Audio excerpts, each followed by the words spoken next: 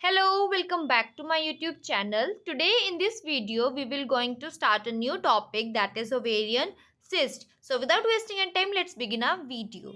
सबसे पहले हम क्या डिस्कस करेंगे, हम इसकी डेफिनेशन की बात कर लेते हैं. सो ovarian cyst are solid or fluid filled sacs in an ovary or its surface. It occurs in the vulva, cervix, endometrium और ovaries. क्या चीज़ बोली गई है कि ओवेरियन cyst सॉलिड या फ्लूइड फील्ड सैक होता है हमारी ओवरीज में या ओवरीज के सरफेस पे. ठीक है, ये अक्कर कर सकता है वल्वा, सर्विक्स, एंडोमेट्रियम और ओवरीज के रीजन में भी. ठीक है, उसके बाद सेकंड डेफिनेशन क्या आती है इसकी. An ovarian cyst is a semi solid और fluid filled sac within the ovary. So ovarian cyst क्या है, सेमी सॉलिड भी होता है या फिर फ्लूइड फील्ड सैक होएगा. कहाँ पे होएगा, ये ओवरीज के अंदर अंदर ही होगा. ठीक है, ये थी इसकी सेकंड डेफिनेशन. अब हम इसके टाइप्स की बात कर लेते हैं. तो टाइप्स हमारे पास आते हैं दो, फंक्शनल ओवेरियन सिस्ट और पैथोलॉजिकल ओवेरियन सिस्ट.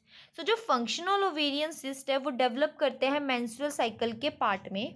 ठीक है, और पैथोलॉजिकल ओवेरियन सिस्ट डेवलप कर रहे हैं एबनॉर्मल सेल ग्रोथ के कारण. ठीक है, ये मोस्ट कॉमन होता है, ये रेयर होता है, लेस कॉमन होता है. ठीक है, ये फर्दर दो टाइप्स में है, फॉलिक्यूलर सिस्ट और कॉर्पस ल्यूटियम सिस्ट. ये आगे तीन पार्ट्स में डिवाइडेड है, डर्मोइड सिस्ट, सिस्टेडिनोमास और एंडोमेट्रियोमास. ठीक है, इसके एक्सप्लेनेशन देख लेते हैं.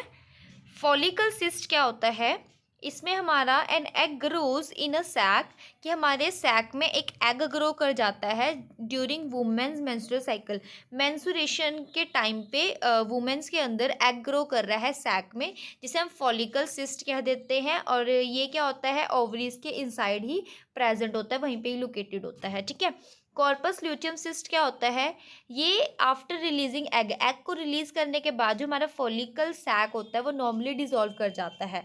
अगर हमारा फॉलिकल सैक डिजोल्व नहीं करता तो वहाँ पे एडिशनल फ्लूइड डेवलप हो जाता है उस सैक के अंदर, मतलब उस सैक में फिल्ड करने लग जाता है एडिशनल फ्लूइड. ठीक है, सो जो वो फ्लूइड की एक्यूमुलेशन हो रही है ना, एक्यूमुलेशन ऑफ फ्लूइड, तो वो उस फ्लूइड की एक्यूमुलेशन ही क्या कोज कर रही है, कॉर्पस ल्यूटियम सिस्ट को कोज कर रही है. ठीक है, ये था कॉर्पस ल्यूटियम सिस्ट.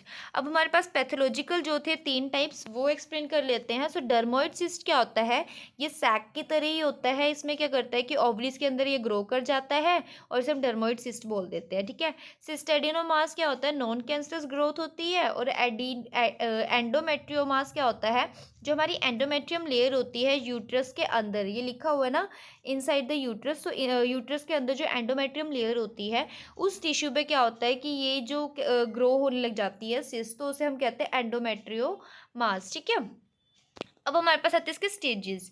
सो 4 स्टेजेस है हमारे पास. सबसे पहले वाले के अंदर यही है कि जो सिस्ट फॉर्म हुआ है वो ओवरीज तक ही लिमिटेड है, कि ओवरीज को ही इफेक्ट कर रहा है, उससे आगे कहीं नहीं जा रहा.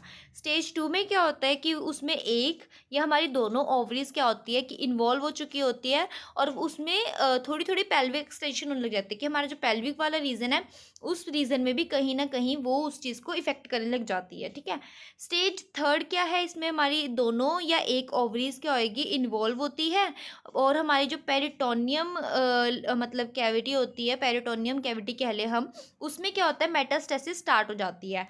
कहने का मतलब है कि एक या दोनों ओवरीज हमारी इफेक्ट हो चुकी है. ठीक है, उसके बाद हमारा पेल्विक रीजन भी इसमें इफेक्ट हो चुका है. पेल्विक के बाहर वाला जो हिस्सा है, ठीक है, आउटसाइड पेल्विक, पेरिटोनियम में मेटास्टेसिस हो रही है, या फिर हमारा पेल्विक की जो लिम्फ नोड्स हैं वहाँ पे मेटास्टेसिस स्टार्ट हो चुकी है. ये होती है स्टेज 3. ठीक है, स्टेज 4 के अंदर क्या है कि हमारी वन या बोथ ओवरीज इसमें इन्वॉल्व हो चुकी है, साथ ही साथ डिस्टेंट मेटास्टेसिस हो रही है. डिस्टेंस मेटास्टेसिस मतलब दूर दूर तक मेटास्टेसिस हो रही है. तो इसमें हमारे जो अदर ऑर्गन्स हैं वो इसके अंदर इन्वॉल्व हो जाते हैं, जैसे कि लीवर, लंग्स इसमें इफेक्ट होने लग जाते हैं. ठीक है, ये थे हमारे स्टेजेस. अब हम बात करते हैं इसकी इटियोलॉजी के बारे में. सो इटियोलॉजी के अंदर आता है इसका हार्मोनल चेंजेस हो गए, जैसे मेनोपॉज या ओव्यूलेशन के टाइम पे हार्मोनल चेंजेस होते हैं, उसके कारण हो रहा है. ये इनफर्टिलिटी ट्रीटमेंट के कारण हो गया, एंडोमेट्रियोसिस हो गया, पेल्विक इन्फेक्शन या पेल्विक इन्फ्लेमेटरी डिजीज़ के कारण हो गया, पीसीओएस है किसी को, ठीक है, उसके कारण हो गया, एबनॉर्मल सेल रिप्रोडक्शन के कारण भी ये अक्कर हो जाता है. ठीक है, इसकी पैथोलॉजी है, दो टाइप्स की होती है जैसे हम अब तक पढ़ते आए हैं, माइक्रोस्कोपिक और ग्रोस। सो माइक्रोस्कोपिक के अंदर यही चीज़ बोलेगी कि एपिथेलियल और स्ट्रोमल सेल लाइनिंग हमें देखने को मिलेगी, ठीक है। और ग्रोस के अंदर क्या होता है कि इसका साइज़ जो है वो वेरी करेगा, ठीक है। कुछ स्मॉल साइज़ की भी हो सकती है और कुछ लार्ज साइज़ की भी सिस्ट वहाँ पे प्रेजेंट हो सकती है। यूनिलोक्यूलर भी हो सकती है, मल्टीलोक्यूलर भी हो सकती है, ठीक है। अब हम बात करते हैं इसके क्लिनिकल मैनिफेस्टेशंस की। सो इसमें ये आता है कि माइल्ड पेल्विक डिस्कम्फर्ट, की हल्का बहुत उसको पेल्विक डिस्कम्फर्ट रहेगा, lower back pain, back side पे पेन रहेगा, डिस्पैरियूनिया हो जाएगा, ठीक है।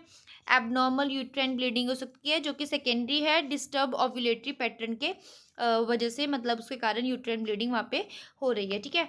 हिस्ट्रिज्म हो सकता है, एक्ने हो सकते हैं, मेल पैटर्न हेयर लॉस, की मेल पैटर्न के टाइप के हेयर लॉस भी हो सकता है, एब्डोमिनल ब्लॉटिंग हो गया, पेनफुल बॉवल मूवमेंट हो गया, nausea and vomiting, painful intercourse, intercourse के टाइम पे पेन, फीवर। सो ये थे इसके क्लिनिकल मैनिफेस्टेशंस। अब हम बात करते हैं इसके डायग्नोस्टिक इवैल्यूएशंस की। सो डायग्नोस्टिक इवैल्यूएशन के अंदर आता है पेल्विक एग्जामिनेशन करेंगे हम, ठीक है, अल्ट्रासाउंड करेंगे, सीटी स्कैन, एमआरआई हो गया, लैप्रोस्कोपी करके देखेंगे, ठीक है। कुछ कॉम्प्लिकेशंस भी हमारे पास आ रही है इसमें, जैसे कि कैंसर सिस्टिक ओवेरियन मास, की जो हमारा सिस्ट था वो क्या होएगा, वो कैंसर सिस्टिक ओवेरियन मास में कन्वर्ट हो जाएगा, ठीक है। ये चीज़ हो सकती है, ओवेरियन टॉर्शन हो सकता है, ठीक है। और हमारा सिस्ट क्या है, रप्चर हो सकता है, ठीक है, वहाँ पे रप्चर कर जाएगा, वो फ्लूइड वगैरह वहाँ पे उसका हैमरेज टाइप हो जाएगा, वो लीक करने लग जाएगा, ठीक है, इस टाइप का भी हो सकता है। सो ये थी इसकी कॉम्प्लिकेशंस। सो ये था ऑल ओवर हमारा टॉपिक। अगर आपको कोई डाउट है तो आप कमेंट सेक्शन में मुझसे पूछ सकते हैं, और हमारे डिस्कशन टेलीग्राम ग्रुप में भी ज्वाइन करके वहाँ पे भी अपने डाउट क्लियर कर सकते हैं। सो मिलते हैं नेक्स्ट वीडियो में। Bye bye.